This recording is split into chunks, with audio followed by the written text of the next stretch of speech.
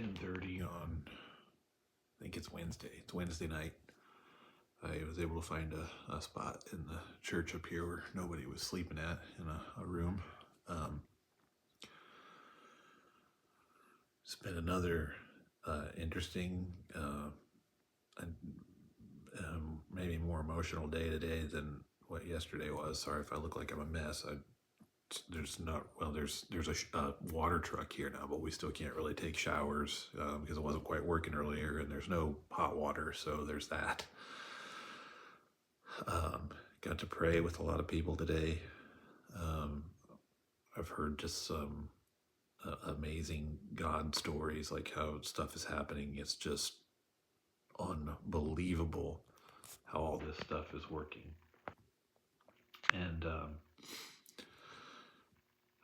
there's going to be some more videos that did not upload last night, so those are still going to be coming.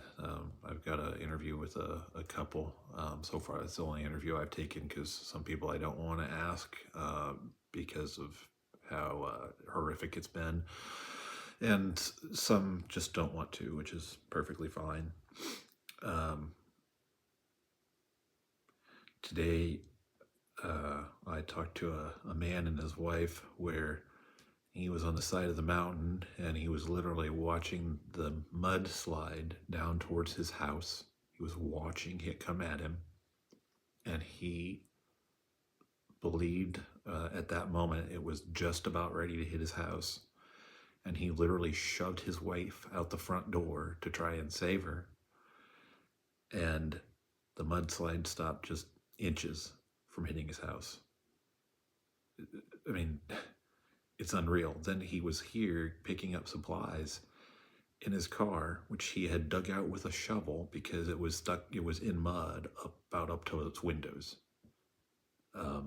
Luckily, it still even ran. Talked to another lady who she had prayed that Wednesday night for protection for their family, and the following day, trees were laying just beside their house. They'd all gone different directions. So like on one side, they were kind of laying apparently parallel to that side of the house, and the other side, they were laying parallel to that side of the house. Just unbelievable. I don't know what impact this is going to have on the rest of the country. There's a place here called Baxter that makes apparently 60% of the world's IV bags and IV liquids. So who knows how that's going to roll. They are closed. They're trying to get it back up, but I think it's going to be quite some time before that happens. There's the world's, I think I noted this earlier in one of the other videos, there's the world's largest quartz mine. And it's, what we're hearing is it's shut down indefinitely. Who knows when it'll get back up. We took a delivery about an hour out. There are some gas stations open. They're taking cash. They're having limits. So I think we can put up to $80 at the one we were at. And then we drove out, made a delivery, and came back. We were probably an hour later to that gas station. They must have been out of gas. They closed. There's still some gas stations out of gas. When we went an hour out, everyone's still out of ice. There's like no ice to be found anywhere. They're still getting two people. They found a 88-year-old woman today. And the guy I was just talking to a few minutes ago on my crew has become a friend of mine, and she can't really see much, she can't hear much, and she had no communication. And they were finally able to get to her, and they got her a generator because she was down to one room. The rest of her house was cold, and she was in one room with one tiny little propane heater. And that's another God story. So the generator, I guess we got one here that we thought was new, but they got it out there to where she was in the woods, and apparently it wasn't new. They tried to start it, couldn't get it going. So they ended up going back to the church, a different church around here, and right as they pulled in, a truck full of generators from Samaritan's Purse. Thank you, Samaritan's Purse.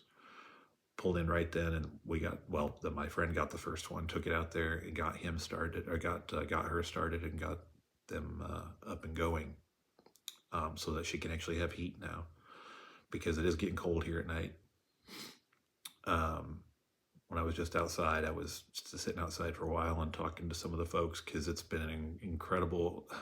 The country is coming together here, and Christians are coming together here. It's really cool to see. FEMA's not here, but I mean, I guess they're here. We've not seen them.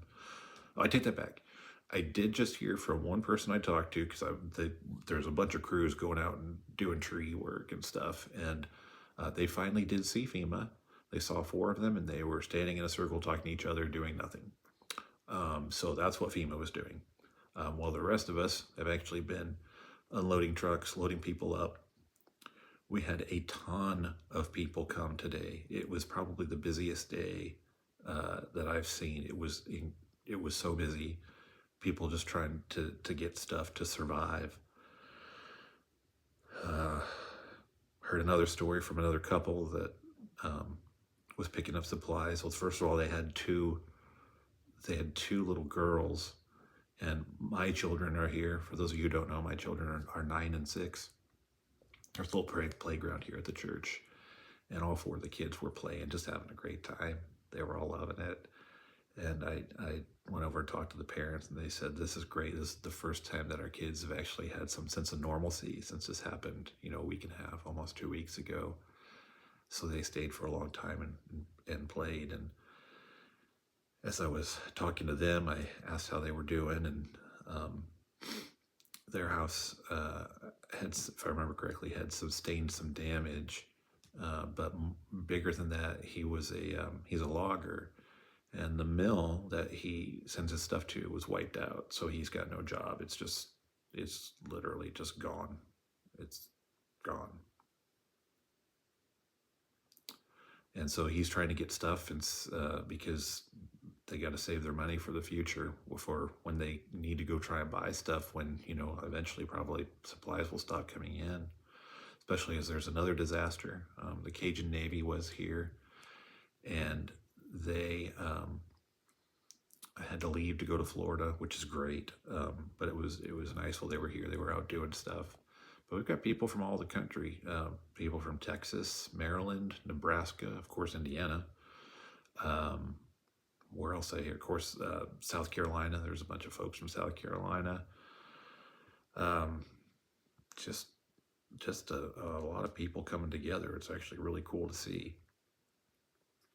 I don't know how the animal situation is. As I was saying earlier, I was sitting outside, and there were just a ton of coyotes. I used to hear them in Washington State. Usually it was wolves in Washington State, but here these would have been coyotes, a pack of them, and they were getting something. I don't know what that something was. I suspect the animals are a little bit desperate too, and there's probably, what I hear from the scouts that go out, is that there are lots of, not many cats, but there are a lot of stray dogs, because I think a lot of dogs got lost in all of this. What else? This trip has been the first time we've ever had to literally drive over power lines, and that is now a common practice here. It happened again today. It feels like going over railroad tracks. It's such a weird thing. There's lines still down everywhere. I mean, everywhere. When we drove an hour out, there were still lines down. And there were some linemen getting to some of those, but there's some where there's just no linemen yet. And I mean, it's just a mess in a lot of places, a lot of flooding. Spruce Pine here, one of the guys that was downtown today, he had a picture, and you could see the water line on the building, and it was probably, I don't know, I'm going to guess 9 feet up the building. I'll try to see if I can get some pictures of that before we head out of here. But it's been pretty incredible. People have lost if they haven't lost their lives, they've lost their livelihoods, or they've lost their property. Some of the folks I was talking to said that several of their neighbors were okay, but one of them, the house is washed away. They saw it had washed away, and they might be okay. We don't know. We can't find them. Cell service is still spotty. We ran out of cell service today when we trekked out of here. Right around here, it's not been too terrible, and we've got Starlinks up and running. That's the only way really that we have internet access. I deployed my Starlink Mini that we have here so people can come here to the church and have free Wi-Fi while they're here. But I saw little kids walking in today. I saw mothers with babies. I saw families. I saw older people. I saw middle-aged people, you name it, and they're coming here to get stuff. And so thank you to those of you who have been able to donate and we're able to get supplies here. We're still right now fairly well supplied, but it was going out almost as fast as it was going in. There's also limited amount of people power because that's just the way it is right now. They still need volunteers, and of course the people that are here are getting tired. It's only day 2 for me, and I'm already tired, and some of these people have been here since the first day.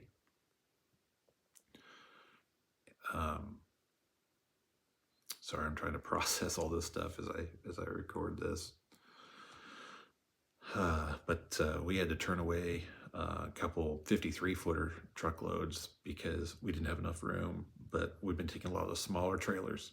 We fit that stuff pretty well in this particular facility.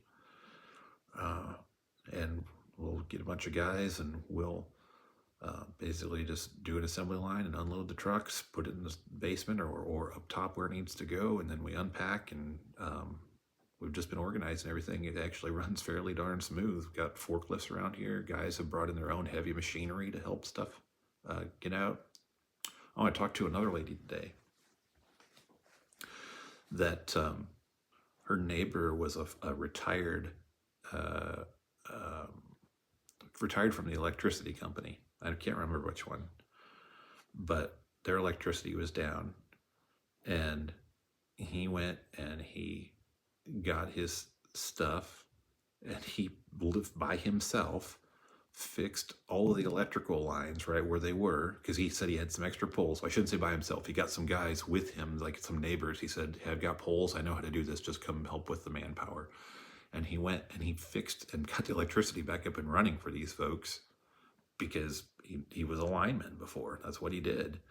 And so even when the actual linemen can't be here, the neighbors are just stepping up and doing it. I heard another story today as well from some other folks who said that they had talked to some linemen, and they said what they were asking him for whatever reason, hey, what power company are you with? They said, we're actually not with one right now. We're not getting paid. We're just doing this to get stuff up and running. So it is Americans helping Americans, Christians helping Christians, neighbors helping neighbors. It's actually really hopeful. So despite all the stuff you see out there with FEMA, who apparently doesn't seem to be doing anything, or at least they're not here, which is, again, just fine. These folks are like, it's great here. We're self-sufficient. We've got our own security. There's always somebody patrolling, especially at night. And I don't know that I've ever felt anywhere safer. Got a whole bunch of Christian believers walking around with sidearms, and I don't think you get anywhere safer. It's pretty incredible, and everyone's very friendly, and the people here are very, very thankful. In fact, most of them, they say, "Oh, we give this to somebody else that really needs it." Well, they don't know they're the people that need it. They just aren't in that mindset.